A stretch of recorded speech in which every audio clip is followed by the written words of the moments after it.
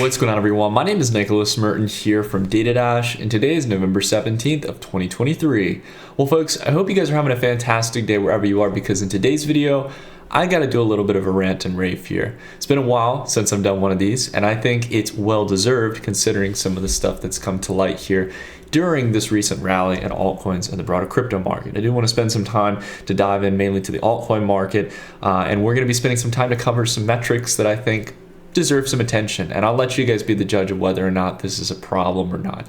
So without further ado, if you guys haven't enjoyed the video, consider dropping a like. It's one of the greatest ways you can support the channel, and let's go ahead and kick things off. So the fundamental question I want to spend some time to talk about in today's video is getting down towards whether or not we are in a new altcoin cycle. I don't care so much about Bitcoin making the move it has. You know, a lot of people like to say, Nick, you could have bought exactly the lows and it'd be up 100%, whatever. Typical arguments I've always heard from people and stuff. Again, I'm happy to see people's receipts for buying at the exact low. And not to mention, as we've talked about here, I know it sounds a bit crazy to say, we really don't care about a 138% move, because for Bitcoin, we've made thousands of percent in investing in Bitcoin. We've made even more investing into altcoins over the past few years. And I've been able to build some really solid wealth because of that disciplined strategy of waiting for those right key signs to take risk and be able to also take in profit. I haven't always gotten everything right, but I've gotten a lot right as well. And that's allowed me to actually win out over the last decade and not get burnt. So I want to spend some time to talk about what really matters here, altcoins, because altcoins are really where you can make the multiples. If you guys are walking into this cycle and expecting to make life-changing returns, I gotta tell you, as much as I love Bitcoin, I have nothing against it, against those who want a dollar cost average, who stand by its principles, or are anticipating the ETF. That's all fine. You're not gonna make life-changing returns. If you think a 102% move is a life-changing return, and maybe it might be the case if we're in a new Bitcoin bull market, even maybe a few hundred percentage gain points, right? But if you're talking about thousands of percentage points, if you're talking about something that can 5, 10, 15, 20x, you're only going to get that in altcoins. And that is the ultimate question here. Now, I'm not going to negate here that it is definitely interesting to see altcoins pressing up against this range. And I got to tell you guys, I'm definitely sitting by my cash and keeping an eye on this, because if we do get a clear breakthrough here and it holds, then that could very well be the, lead forward towards a much larger move and a potential bull market. That is what interests me at the end of the day. But we haven't cleared through there yet. And more fundamentally, I want to spend some time to talk about the plays that have been leading this move, because market leaders will tell you a lot about whether or not these kind of resistance ranges are actually going to be broken and continue climbing higher. And boy, do we unpack some pretty nasty stuff going on behind the scenes. That is all public data, takes about 5 minutes of research, and you will clearly start to see within the numbers on chain whether or not these L1 and L2 projects that are really leading the way are actually growing fundamentally or seeing more activity to match the ascending price, or if this is a short-term exit pump and dump, a way for people to essentially get out of their bags, their old positions, and be able to distribute on retail investors. Let's go ahead and kick things off here. I want to take a look at CoinMarketCap. Now, as you all probably notice here, and as we talked about in our previous video talking about the altcoin bull market being a lie, we are not in a confirmed bull market yet by definition. And outside of that as well, I just don't think we have the steam to continue carrying forward. And one of the big reasons here is because if you take a look at the list here, guys, I have no doubt there are probably some quality projects. There are good people working on them. There's maybe some value there. But all of these projects, practically all of them, for exceptions like Caspa, maybe Ordinals, some of these that might be players, that might, for example, be getting their shining spotlight, even Near Protocol, which has been around for a while. But generally speaking, most of these plays have been around for a year, 2 years, or more. These are projects that were likely around and did well during the last bull market. And it's not to say that they can't do well this time around, but you better sure as hell expect that they've got something new. They've got something fresh. They've got a new narrative. They've got new applications. They've got an ascending growth in the amount of developers, their users, TVL. People are actually taking the underlying assets and using them for DeFi applications in order to drive demand. That is the kind of stuff that we saw in the last cycle and the previous cycle, where you essentially are seeing at least some degree of narrative, fundamentals, and real sizable use cases that allow for a long-term bull market to prosper. Because you can only BS your way with speculation so much. And what I'm seeing here across a lot of these names, again, I'm not here to really pick on all of them, But I want to spend some time to talk about some of the clear ones that everyone's talking about, or at least what everyone's buzzing about. I'm talking about Avalanche, I'm talking about Solana, I'm going to talk about Phantom. These are big L1, or some people might say Phantom's L2. Generally speaking, these are L1 protocols, or their own protocols that are EVM compatible, minus Solana. And essentially, they offer some type of use case for scalability and essentially allowing for a lot of the same DeFi applications that we've already known and love on the Ethereum network. Well, if you were to take a look at Solana's price, Solana is up nearly 300% from its absolute lows here in September. What's happening on chain? Stablecoin market cap, the amount of stablecoins that lives on the network, is flat. And even worse off here, if that wasn't bad enough, we are seeing here that we have the lowest reading of Solana on the chain since back in March of 2023. We have seen a decrease from 31 million Solana at the relative peak of that same period of time on September 12th at that low, going forward here towards around 17.7 million Solana, who have now moved off of DeFi protocols and are now likely living in the only other place it could really live, exchanges. This is a massive problem here, guys, because it showcases that there's no real growth in fundamentals. There are no growth in new developers. If you want to take a look at users as well, while there's been a little spike here, a little influx, as we've seen here time and time again, this is not a substantial metric. You can have spikes in users, you can have spikes in transaction volume on a chain that costs nothing to send transactions. You can spoof with thousands of counts and make it look like there's actually people using it. What I care about is the thing you can't spoof: real money. Real staking of those coins, real wealth that's at stake being utilized in those protocols. And we're not seeing that here. That to me is the biggest red flag, the fact that there's the lowest developer count since back here in December of 2022. But what about Avalanche here? Maybe Avalanche is a different story. It hasn't pumped as much, it hasn't gone so much in the stratosphere. It's up 185%, still good return though, right? More in this case, almost getting close to tripling its original market capitalization. Well, what gives here? What's different with Avalanche? Well, let's go ahead and just take a look at the fundamentals. I gotta tell you guys, out of all three, this is the most criminal. Oh my gosh. Stablecoin market capitalization not only still declining at a clear decline here from back here in July at 1.3 billion. I'll make sure to get it here on the dollar value here, from around 1.3 billion down to $1 billion. But take a look here at the amount of Avalanche on DeFi protocols. From back in just October 19th, we're less than a month away from when this period was. There was 1.1 billion, almost 1.2 billion Avalanche tokens stored in DeFi protocols within Avalanche. And you want to know where that figure reads now? 36 million. You read that right. 100 million Avalanche coins, the overwhelming majority, have been moved off of the protocol during this pump. Where do you think it's going? You think they're just staking it somewhere in their wallet? You think they're just in it for the long run and waiting for those new applications to come? Guys, come on. You know this. If you've been in crypto for a while, this is criminal. This is absolutely terrible. It is the lowest level of Avalanche tokens staked in actual DeFi protocols since back in September of 2021. And it's coming at a time here where Avalanche is in the same resistance range from back here in July, back here in February. And what does this tell you here, right? If you really think about it from a fundamental perspective, like, you can assume pretty confidently, we don't know who those people are exactly. I'll say that outright, but we know that they're likely VCs, they're likely large whales who have held a project for a long time. We likely know that they could be team members or contributors or previous long-term holders. And essentially what they're doing is they're distributing. They're taking an opportunity of short-term optimism and they're unloading. And honestly, who can blame them when people are willing to buy, in this case, a protocol that has not made any new major adjustments or major improvements in a long time? Again, albeit I understand some people are contributing, they're trying to do their best, but let's just be honest, there's no new DeFi use cases. There's nothing incredibly new and exciting that I know of that has made me really have to use Avalanche, Solana, Phantom, all these L1s that only focused on one key thing, which was scalability. Well, scalability is not an issue anymore. We don't have people using DeFi applications en masse like we used to. We don't have that FOMO anymore anymore. And unfortunately, because a lot of those DeFi apps were not sustainable and the innovation has stopped, then what's the reason to continue holding Avalanche? You might as well take an opportunity to sell your coins. Well, that's exactly what we did with our altcoins during this August relief rally back in 2022. It is a big reason why we said until we see some kind of change here, we are sticking to our guns, that we don't have the juice for a full-scale bull market. And yeah, we may miss some short-term moves, but we stand by our conviction and make sure to preserve and protect our capital first and foremost. Take a look here at Phantom as well.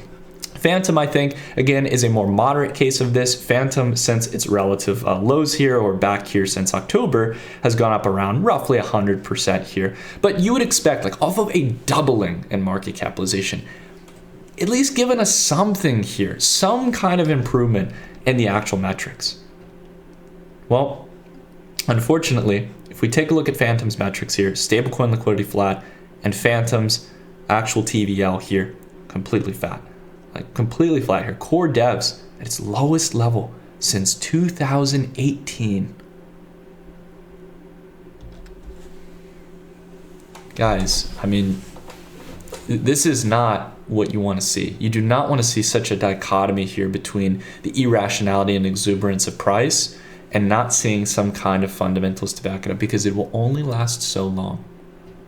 The higher you go up in price, the more eager previous holders are willing to sell. And if you don't have a new wave of buyers, if you don't have a lot of liquidity, that rally will not last long. And it will start to inverse. It'll start to move down to the downside, very much like it always has in financial markets when you don't understand the importance of liquidity. And Ethereum here, I want to make it very clear, guys, I'm not here to bash competitive L1s because I'm a big ETH head, or I'm a Bitcoin maximalist. No. I will criticize the same point here as we've been talking about for other L1s as I will for Ethereum. Is the reason we've been bearish on Ethereum since we sold out of our positions at around $2,000. Because fundamentally speaking, not only has Ethereum not been able to clear through its resistance range at $2,000, that already alone is a concern.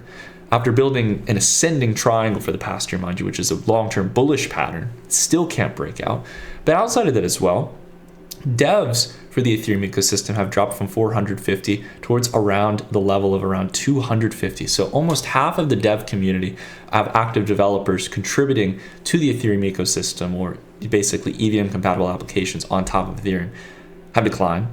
Stable coins have continued to just slowly grind downward, albeit not so fast as the past. And we are seeing here that the total value locked of ETH is at its lowest level since back in August of 2020. Now, to be fair, ETH does have staking, right? That's a big part of it. So we'd have to probably consider that in some of the metrics, but that's not a use case. This gets me back to my point, guys. We constantly go over these constant arguments, because there's EIP 1559 on Ethereum that's going to burn fees when people use applications, and there's proof of stake where you can earn 5%, and that's going to lock up the supply, and therefore it's just guaranteed to move up. Unfortunately, everyone is ignoring the most important part of the equation. It's not supply, it's demand. We saw in the last cycle, there was tons of altcoins out there who had barely any fundamentals, who sold people on an empty narrative. And what do you know? They went to the moon. There was countless projects out there, countless opportunities to drain that potential liquidity. However, back then, there was just so much pent-up demand, so much excess liquidity that needed to find a place to be allocated to. And that's why we were able to have the altcoin bull market that we had the last time around, and how it got so ridiculous where meme coins were sent off into the sky. We do not have that this time around. We are not only lacking in the sense of developers, lacking in the sense of stablecoin liquidity, lacking in the actual cryptocurrencies being utilized within their respected use cases like DeFi and NFTs, but outside of that as well, the biggest problem we have here is we don't have the easy money.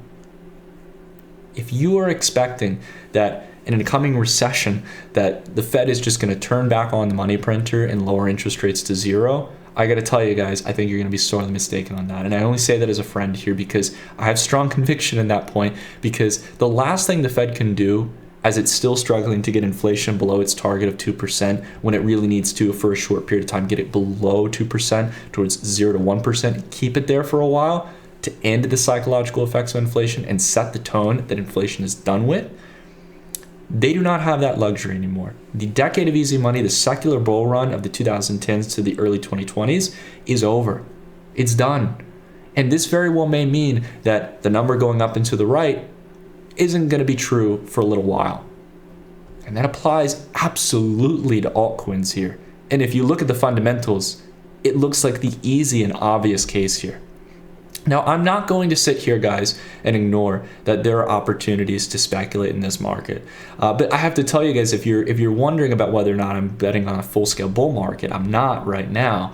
The reason being is we not only haven't broken through some of those key technical levels that would give me the kind of conviction to speculate, but when you have these plays like gas token, the utility token for the Neo blockchain, a legacy play. I remember back when it was called Ant Shares back in 2017. Some of you may remember that as well.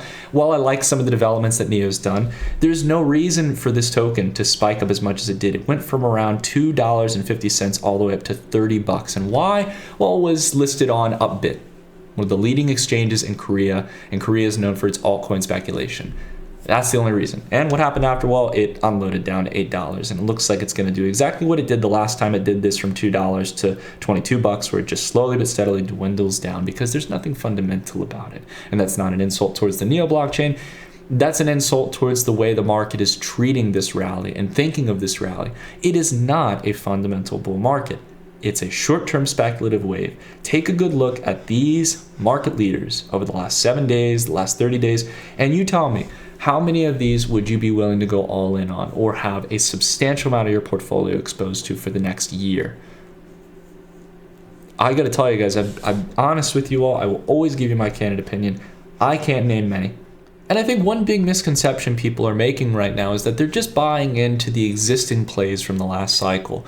For me, I'm much more focused on plays who haven't really had their moment in the spotlight, who have been building transformative technology and could be as big as Ethereum, Cardano, and other L1 and L2s like Avalanche and Solana in the previous bull market, or L2s like Polygon and Arbitrum.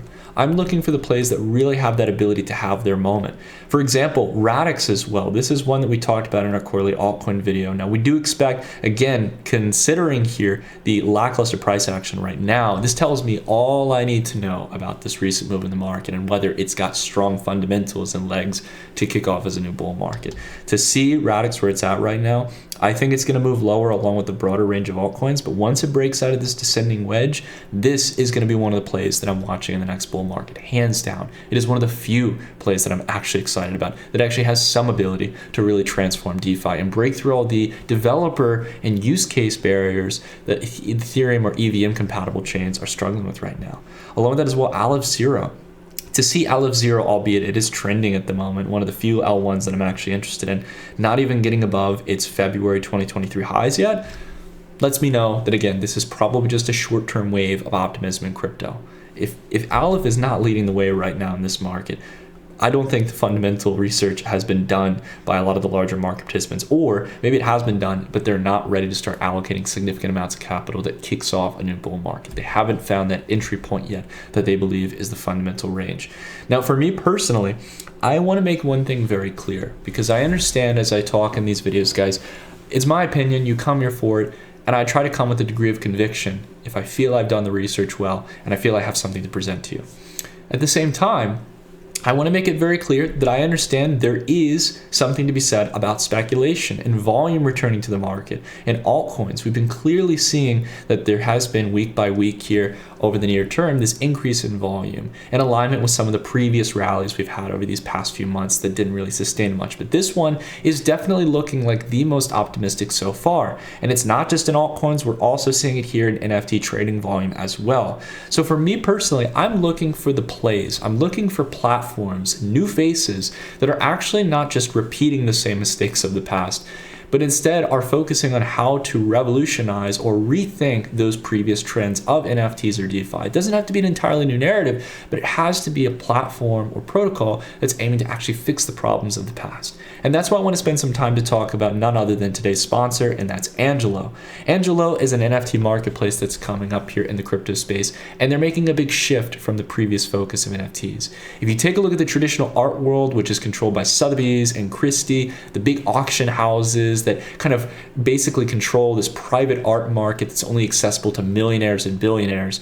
The NFT market of 2020 and 2021 basically repeated that. With all the great advancements of NFTs and digital collectibles and blockchain, we just repeated the same mistakes of making very limited collections of PFPs that ended up costing thousands, if not tens of thousands of dollars, if not hundreds of thousands of dollars to millions of dollars in order to actually purchase. This completely kills the use case of not only supporting artists, but outside of that as well, actually going out there and democratizing these industries. Well, Angelo is flipping that on its head. Angelo is focused on providing a marketplace for small and medium-sized artists to list their art pieces and utilize the advancements of blockchain and NFTs to actually go out there and allow their communities to not only support what they do, but also to be able to engage with the artists that they love. And this is a really big focus for me personally about utilizing these technologies for the right purposes and addressing real market gaps that exist today. We don't want to just prop up existing legacy artists, but support the next generation of artists. And what better way to do that than to give them the tools of cryptocurrencies and Web3? Now, the big thing here that they have is the Launchpad, which they just recently launched their first piece from Peter. And there's all kinds of different art styles and different artists that are coming to the platform as time progresses. But the main thing I wanted to draw your attention towards is the upcoming Angelo drop. This is the season 1 drop. The first one is they're planning to launch the marketplace where you guys can actually get some of the native reward token Angelo and become one of the early stage adopters of this new art market. So if you guys are interested in it, I recommend checking out the link down below in the description where you guys can participate in the drop. It's relatively simple to register and become a participant within the overall drop. But the big thing here I want you guys to note is that, again, this is the kind of stuff that gets me excited. New protocols, new ideas, new ways to disrupt the traditional mindset and not repeat the legacy mistakes of the industries we're trying to disrupt. This is why I'm really optimistic on Angelo. So again, you guys can check out the link down below in the description. I appreciate Angelo for supporting this video. And I think that overall, this is going to be a really interesting platform to watch going into the next cycle. But the big thing here I want to bring you guys back to is talking about total market cap. You know, altcoins are no longer this little small gimmick as they used to be. They're a huge chunk of the market. And when I mentioned that it's a huge chunk of the market, yes, altcoins might have had higher percentage dominance back in 2021. They might have had a higher market cap. But when I'm talking about being in this kind of corrective territory that we've been in for a long period of time, and yes, I know we're starting to move up a little bit, the big point here I want to emphasize is that altcoins are no longer a couple $billion or a couple $1 million. It's a massive chunk of the market, hundreds of billions of dollars, $400 billion in direct altcoin market cap if you're excluding Ethereum and Bitcoin. So when we consider that here, we need to understand that if altcoins aren't going to show up to the plate here in dollar terms and they're going to start selling off, that's going to start hurting the total weight of cryptocurrencies, the total market capitalization of crypto. And if Bitcoin doesn't get as much inflows from the ETF as many people are expecting, if we enter a risk-off environment and Bitcoin isn't that prime asset that's aimed and poised to essentially benefit from it, and we snap back down below this resistance range here that was holding us back here in May, and we start to, for example, chop a bit lower here back in this range and snap through this line of support that could be retested sometime in Q1, that could be a serious sign of concern here. Don't negate that could happen, guys. I'm not saying we need to visit down to new lows. I'm not saying that Bitcoin is guaranteed to go to 10 or 12K. We have never emphasized that it's guaranteed to go there. That is a price target we've mentioned before in the past, well back during the period of time when there was FTX and the collapse that was continuously playing into this game of contagion. Just because we are exercising some degree of caution here does not make us perma-bears. We are being strategic with our liquidity. We are preparing for the worst case scenario here and waiting for the vital signs to come in to let us know when the party's here and it's time to enjoy the ride. That's the key point we need to keep in mind here. That is all I try to transmit here in this channel, guys, because I know there are a lot of people telling you need to FOMO into these different names, yet they're not taking 5 minutes to look at the abysmal fundamentals on so many of these protocols. And I'm not here to insult developers. I'm not here to insult the investors in the protocols. I'm here to state the obvious fact that we do not have the momentum for a new cycle. That is it. That's my take. That's it. I yield back my time. I feel like I'm testifying or making a case as a congressional member in the United States, but hopefully a little bit more value than what congressional members spew from their mouths. Anyways, guys, I don't want to claim to get everything right here, but I hope you can, at a minimum, even if you take it with a grain of salt, like see where I'm coming from here on this. And hopefully provide some value in your analysis here and making your own judgments. Everyone has different risk profiles. Everyone has different trading styles and time frames that they're looking to trade and make certain percentage returns. I respect that. But you got to respect me as a long-term investor and how I approach the market as well. It has to be reciprocal here, guys. And you got to understand where I'm coming from. I don't see this market being in a condition just yet to really get back and to kick into high gear and really kick off a new bull market. But we are keeping open to it. We've mentioned some of the signs we're looking for, and if some of those levels break, we'll adjust our trading strategy. We're not here to stick to our guns 24/7. If we see fundamental changes, if we see the right price levels getting hit, we will go in and we'll make some solid gains. Trust me, guys, if we are in a new altcoin market, you're not late. Keep that in mind. 100-200% move is nothing, even considering diminishing returns with each cycle. We've got a ways to go if this is really a new altcoin cycle. But I'm not interested in what we've seen so far. So anyways, guys, that's it for today's video. I rambled on a good amount. If you guys like it, consider dropping a like. It's a great way to support the channel. And I wanted to let you guys know, but one last thing here, two actually quick things, just two quick updates. If you guys haven't already, go subscribe to Altcoin Buzz. We did a really awesome segment called Do You Even Crypto? Basically where I went on and I basically answered some questions on various cryptocurrency, historical topics, and even some new emerging topics might be related to crypto. But definitely recommend you guys check that out. I'll leave a link down below in the description. You can find it by going over and subscribing to Altcoin Buzz. It was a really fun time.